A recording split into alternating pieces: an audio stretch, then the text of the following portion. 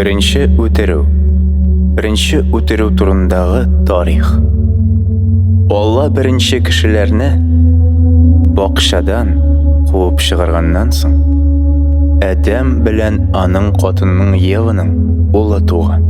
Ева анарга Каин дип исем кушкан. Аннары аның Авель исемле улы туган.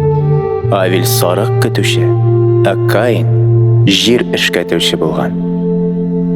Каин аларга җир җимешләрен, ә Авель үз көтүеннән иң яхшысын алып килгән. Алла Авельнең бүләген алган, ә Каин китергән бүләкне алмаган. Каинның бик каты ачудан йөзе караңгыланган. Алла Каиннан сораган: "Нәрсәгә син шул хәтле ачуландың? Нишләп синең битең шул хәтле караңгыланды? Әгәр син яхшылык эшлисең икән, ник шатланмыйсың?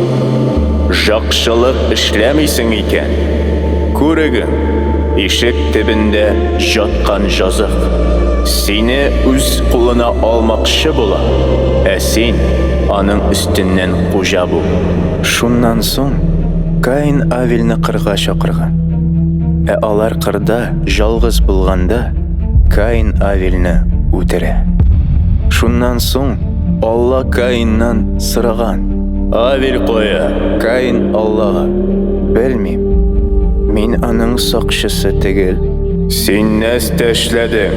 диде Алла. "Туганыңның кыелган каны миңа җирдән рәнҗеп ишетелеп тора. Шуның өчен сине каргап, кан түккән җирдән куылырсың. Җирне күпме генә эшкәртсәң дә, ул сиңа уңыш бирмәс. Кajır син моннан куылып, чит җирләрдә яшәрсең." Каин әйткән: "Синең җәзаңа мин түзә алмам.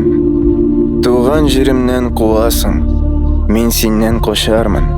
Син мине үзеңнең җаныңнан җибәрерсең. Җирдә азап чигеп җирермен.